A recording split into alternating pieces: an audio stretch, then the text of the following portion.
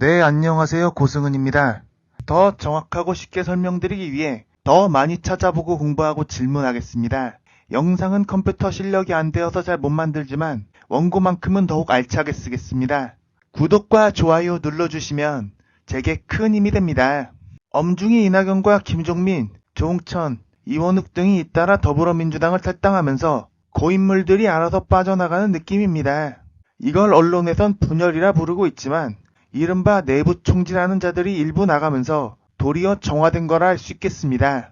이낙연과 반명계 3인의 목표는 총선 전에 이준석 신당 등을 포함한 제3지대 연합정당을 꾸리는 것이 나름의 목표일 텐데요.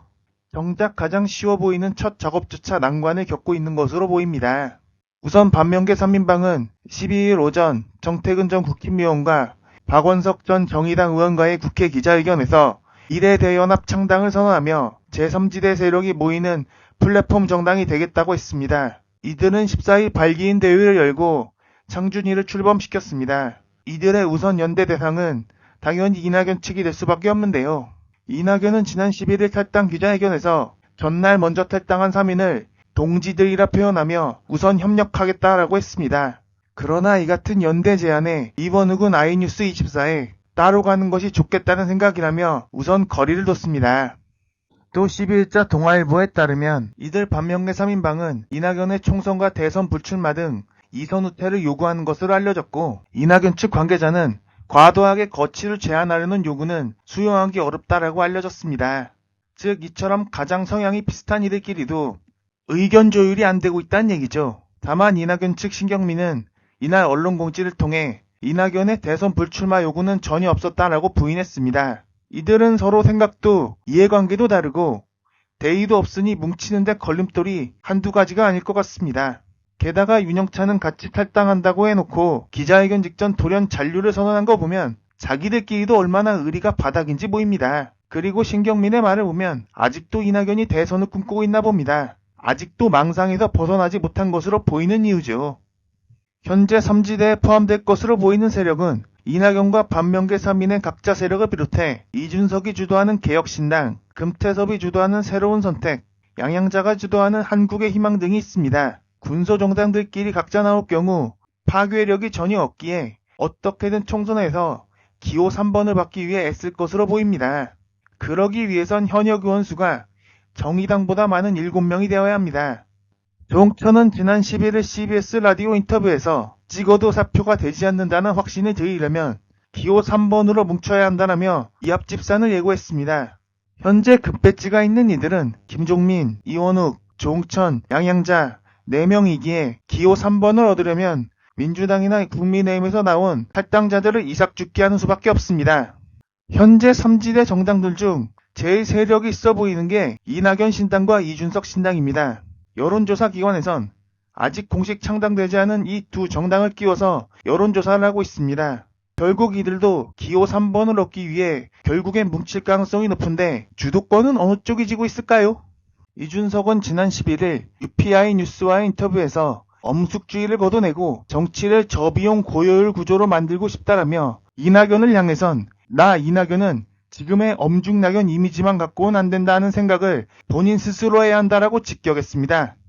이준석은 모든 것은 이낙연 전 대표가 어떤 문법을 보여주느냐에 달려있다. 지금까지 엄중낙연이라는 소리를 들은 것은 앞서 말한 기존 정치 문법을 버리지 못해 그런 것 아닐까. 엄중낙연이 자신의 무기라고 생각할지 모르지만 그게 가장 큰 도전일 것이라며 엄중이라는 이미지를 버리지 않고선 함께하기 힘들다는 입장을 강조했습니다. 이처럼 엄중, 엄숙주의를 정면으로 직격하자 이낙연은 12일 MBC 라디오 인터뷰에서 좋은 충고다. 저도 걷어내고 싶다. 잘 안 떨어져서 그렇지.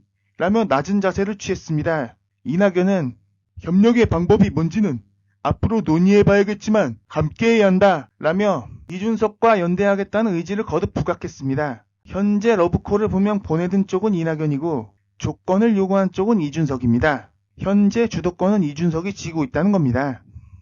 또 이준석에게 더 유리할 수밖에 없는 신호가 있습니다. 현재 윤석열 정부의 전직 장차관과 대통령실 출신 또 검사 출신들이 대거 국힘 공천을 노리고 있고 이 중 상당수가 공천받을 가능성이 높습니다. 현재 국힘의 공천은 윤석열과 한동훈 등 검찰 세력이 좌지우지하고 있다고 누구나 보고 있지 않습니까?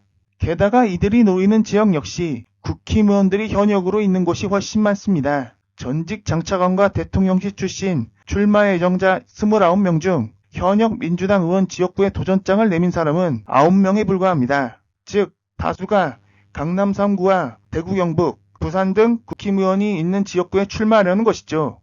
여기서 들어오는 이들이 현역에게 경쟁력이 있을지 의문이기에 경선이 아닌 기존 현역 의원 컷오프 사태가 일어날 가능성이 매우 높습니다.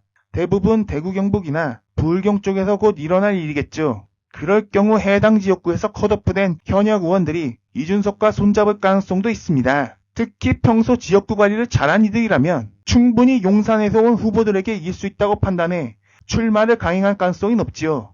즉 이준석 측은 현역 의원 이삭 줍기가 가능해 보입니다. 또 이준석의 경우 젊은 층 남성들의 팬덤을 보유하고 있는 데다 윤석열과 한동훈을 싫어하는 일부 국힘 지지층도 끌어올 가능성이 있어 보입니다. 이들이 목표로 하는 기호 3번을 만드는 데 있어 이준석의 역할이 클 수밖에 없는 이유죠.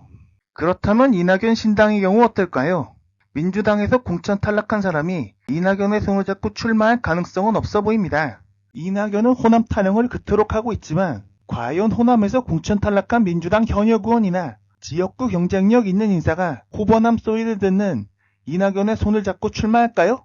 오히려 마이너스라 판단해 무소속 출마가 나을 거라 생각할 겁니다. 현재 민주당 지지층은 이재명을 압도적으로 지지하고 있기에 이낙연이 민주당에서 가져올 지지층은 거의 없습니다.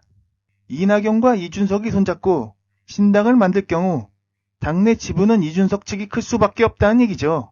이것이 연합하는 과정에서 더욱 짙게 드러날 거라 확신하는 이유이며 이준석이 더 많은 요구를 하게 될 것이고 이낙연은 계속 숙이는 자세가 될 수밖에 없다고 확신하는 이유입니다. 이준석의 요구대로 파격 변신을 해야 겨우 비집고 들어갈 정도라 할까요? 즉 이낙연이 당의 간판은커녕 병풍 수준에 그칠 수 있다는 겁니다. 한때 압도적 대선 후보 2위를 차지했던 이낙연의 굴욕은 계속될 수밖에 없습니다. 그런 와중에도 이낙연 측에선 역대급 망언을 시전해 무리를 빚고 있으며 또 심한 망상에도 빠져 있다는 것을 확인할 수가 있었습니다. 13일 이낙연의 지지자들은 국회의원회관에 모여 소위 탈당 기념행사를 열고 이재명 대표 체제의 민주당을 강하게 비방했습니다. 이낙연의 손을 잡기로 한 육선 의원 출신인 이석현 전 국회부의장과 최성전 고양시장이 함께했습니다. 이 과정에서 프로레슬러 출신인 김남우는 이재명 대표가 암살당할 뻔한 사건을 두고 살다 보니 목에 칼빵 맞았는데 지지율 떨어지는 경우는 처음 본다라며 이재명 대표의 주요 일정이 병원, 법원, 병원, 법원이다. 남의 당대표로 너무 좋다라며 초유의 막말을 시전했습니다.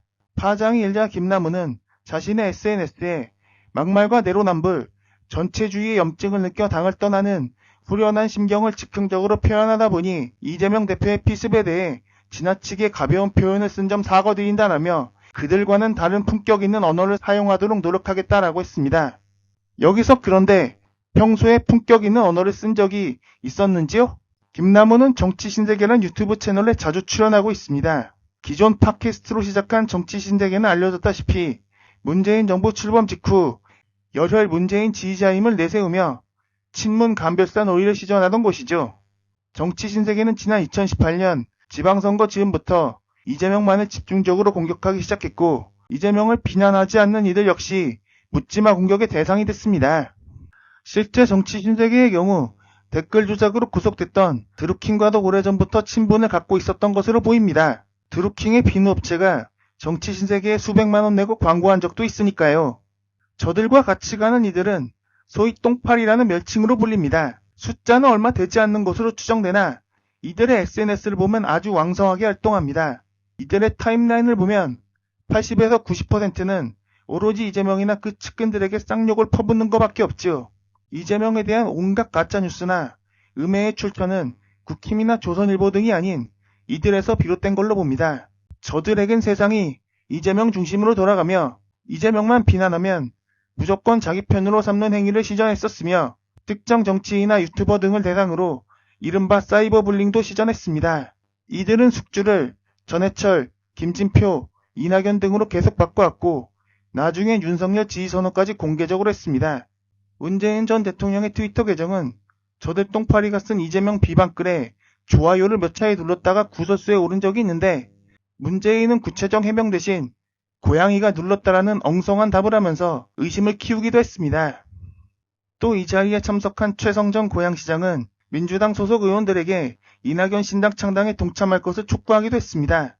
최성은 발언을 통해 이재명 대표는 당 소속 의원들이 신당에 가지 못하게 경선 시기를 최대한 늦출 것이라며 민주당 의원 50에서 100명이 고민하고 있을 텐데 하루라도 빨리 결단하고 신당에 합류하지 않으면 정치 생명이 끝날 것이라고 허풍을 떨었습니다. 최성은 또 고양시의회 지역구 출마를 선언했다가 민주당 후보자 검증에서 부적격 판정을 받은 것에 대해 이재명 대표는 제가 두려운가 보다라며 꿈이 청와대 가는 것일 텐데 저 때문에 절대 못 갈 것이라며 자신이 마치 거물이라도 되는 듯한 행세도 했습니다. 어차피 경선해봤자 현역인 한준호한테 압도적으로 발릴 게 뻔한데 허파에 바람만 들어갔나 봅니다. 현재 자기 주군인 이낙연이 이준석에게도 질질 끌려다닐 수밖에 없는 신세인데도 말이죠. 그러나 꿈은 크게 갖는 것도 나쁘진 않겠죠? 앞으로도 더욱더 알찬 원고로 찾아뵙겠습니다. 여러분 오늘도 감사합니다.